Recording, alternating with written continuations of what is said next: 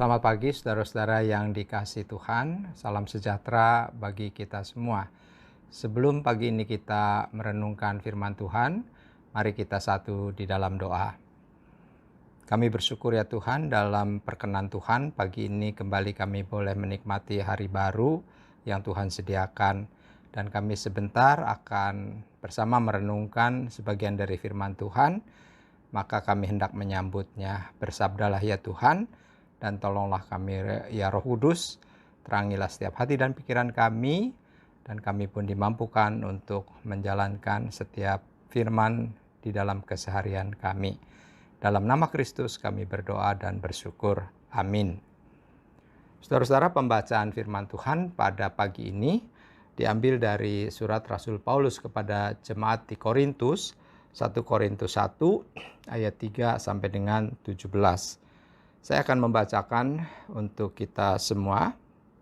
Demikian firman Tuhan. Kasih karunia dan damai sejahtera dari Allah Bapa kita dan dari Tuhan Yesus Kristus menyertai kamu.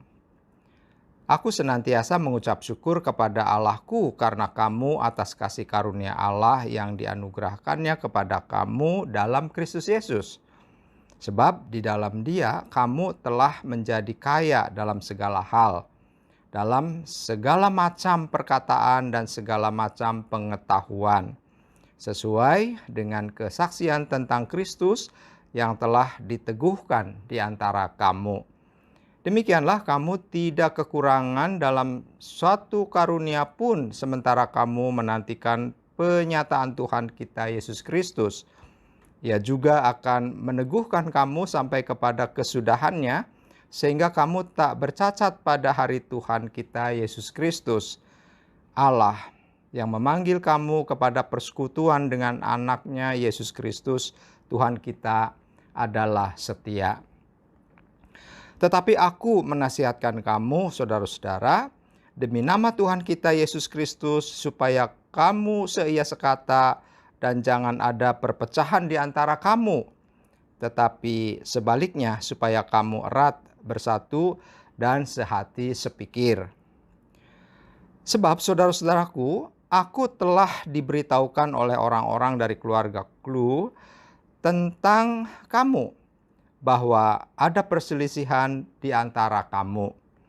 Yang aku maksudkan ialah bahwa kamu masing-masing berkata, aku dari golongan Paulus, atau aku dari golongan Apolos, atau aku dari golongan Kefas, atau aku dari golongan Kristus. Adakah Kristus terbagi-bagi? Adakah Paulus disalibkan karena kamu? Atau adakah kamu dibaptis dalam nama Paulus? Aku mengucap syukur bahwa tidak ada seorang pun juga di antara kamu yang aku baptis selain Krispus dan Gaius, sehingga tidak ada orang yang dapat mengatakan bahwa kamu dibaptis dalam namaku. Juga keluarga Stefanus, aku yang membaptisnya, kecuali mereka aku tidak tahu, entahkah ada lagi orang yang aku baptis. Sebab Kristus mengutus aku bukan untuk membaptis, tetapi untuk memberitakan Injil, dan itu pun bukan dengan hikmat perkataan, supaya salib Kristus jangan menjadi sia-sia. Demikian saudara-saudara pembacaan firman Tuhan pada pagi hari ini. Saudara-saudara dan saya disebut sebagai orang yang berbahagia karena masih diberikan kesempatan oleh Tuhan untuk merenungkan firman-Nya kembali. Saudara-saudara yang Tuhan kasihi, kekristenan atau hadirnya gereja atau hadirnya orang percaya di dunia ini sudah berada sekitar 2000 tahun lebih. Dan di dalam sejarah yang panjang selama 2000 tahun lebih ini, saudara-saudara, kehidupan gereja ataupun kehidupan orang-orang percaya tidaklah selalu mudah, karena setiap zaman mengalami juga penindasan dan aniaya, demikian juga penolakan demi penolakan. Ancaman bom ataupun berbagai hambatan-hambatan lainnya sudah menjadi bagian di dalam penolakan-penolakan terhadap hadirnya kekristenan atau orang-orang percaya di dunia ini.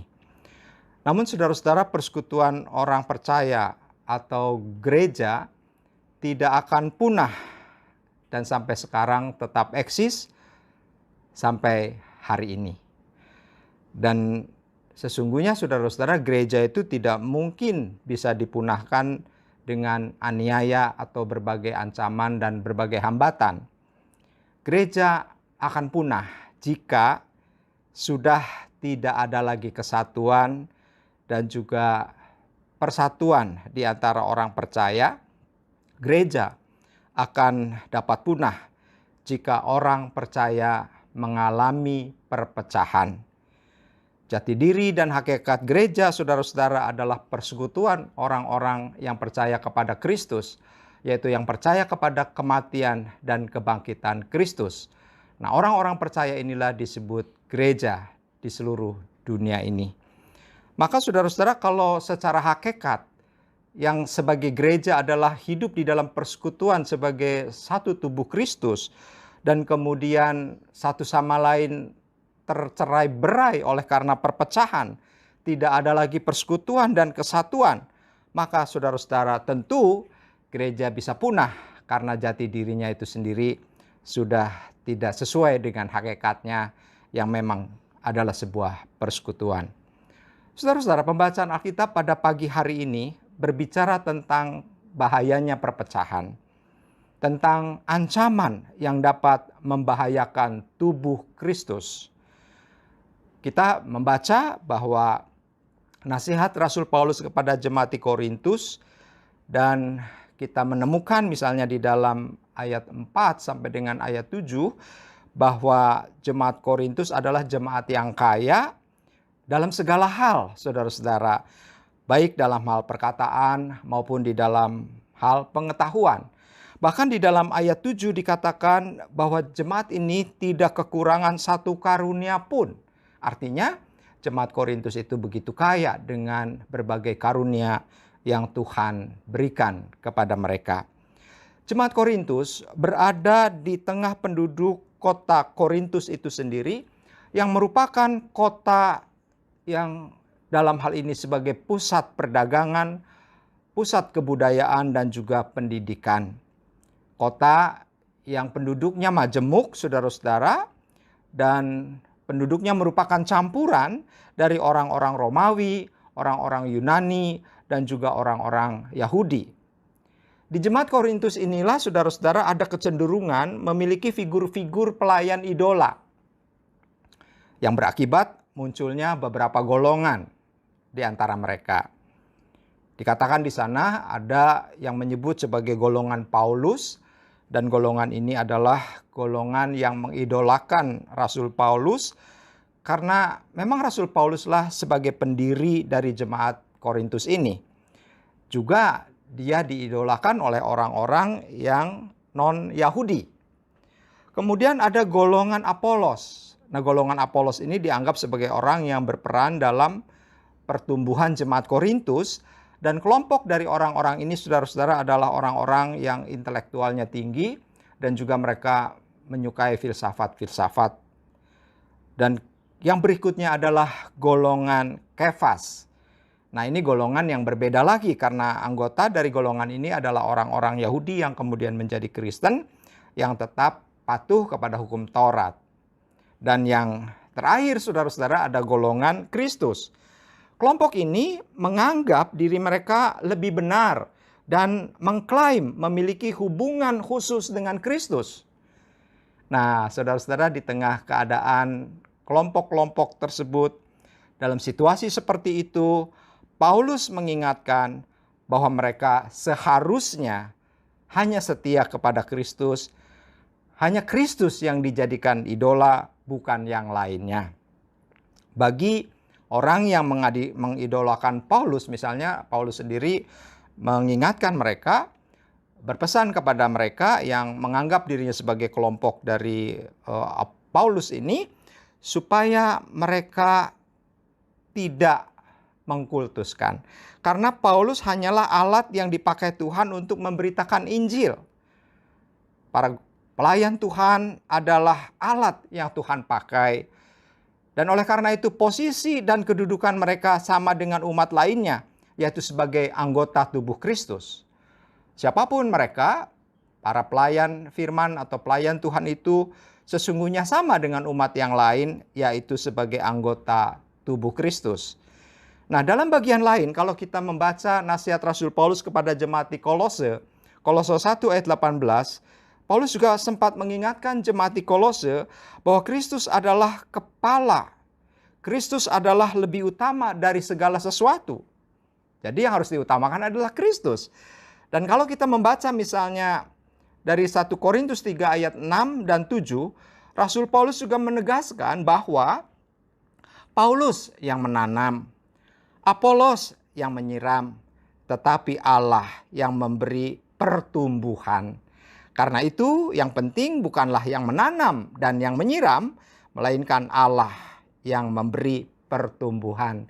Jadi saudara-saudara, Rasul Paulus begitu bijak, begitu positif ya di dalam dia berpikir, sehingga dia sendiri tidak mau terjebak kepada kultus individu yang sebenarnya Paulus juga memiliki banyak orang atau kelompok yang ingin mengidolakan dia.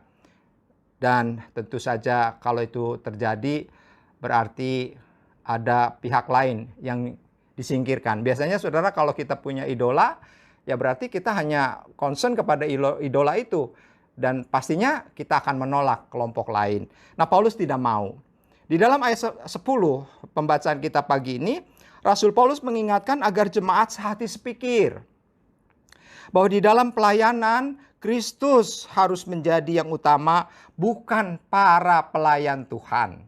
Jadi yang menjadi utama itu Kristus itu sendiri, bukan pelayannya. Pelayan itu hanya alat, saudara-saudara.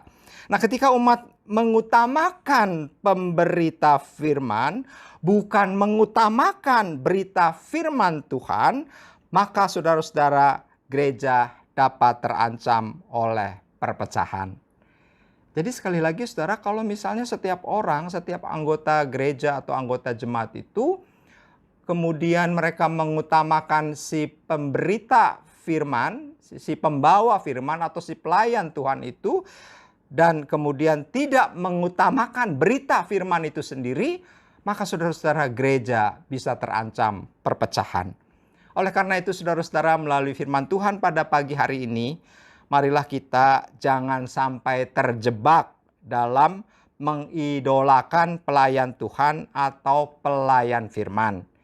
Khususnya bagi kita yang memiliki lebih dari satu pelayan Tuhan atau lebih dari satu pelayan firman atau lebih dari satu pendeta. Kalau misalnya kita mengidolakan salah seorang pelayan Tuhan atau pelayan firman atau salah seorang pendeta, saudara-saudara, sesungguhnya tanpa disadari kita sedang mengutamakan pelayan Tuhan atau pemberita firman Tuhan, bukan mengutamakan berita firman Tuhan itu sendiri.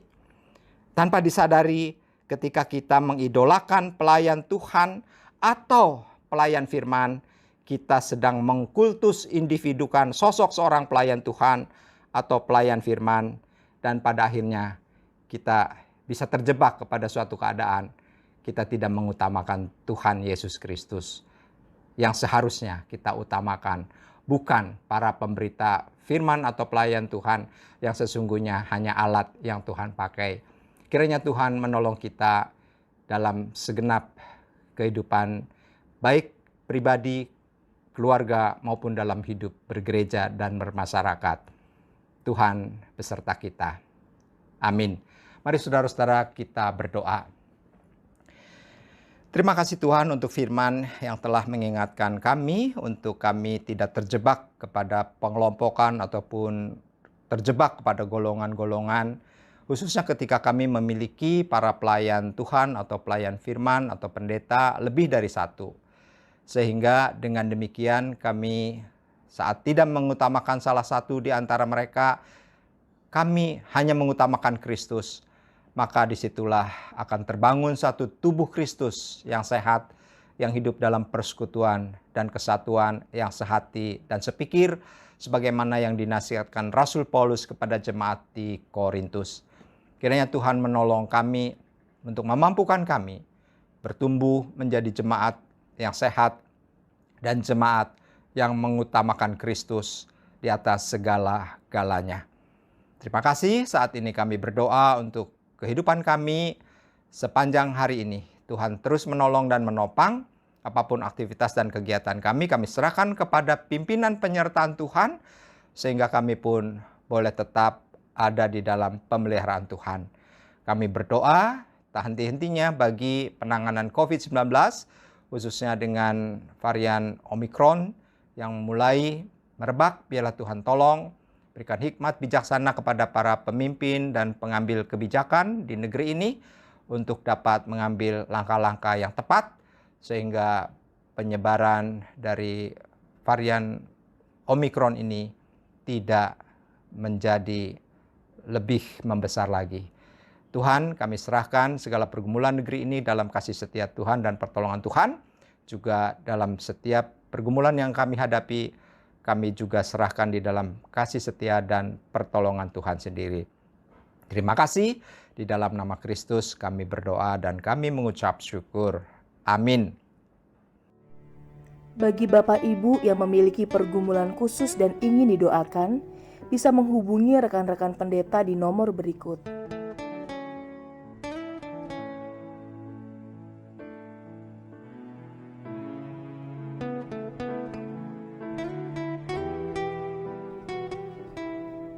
Tuhan Yesus memberkati.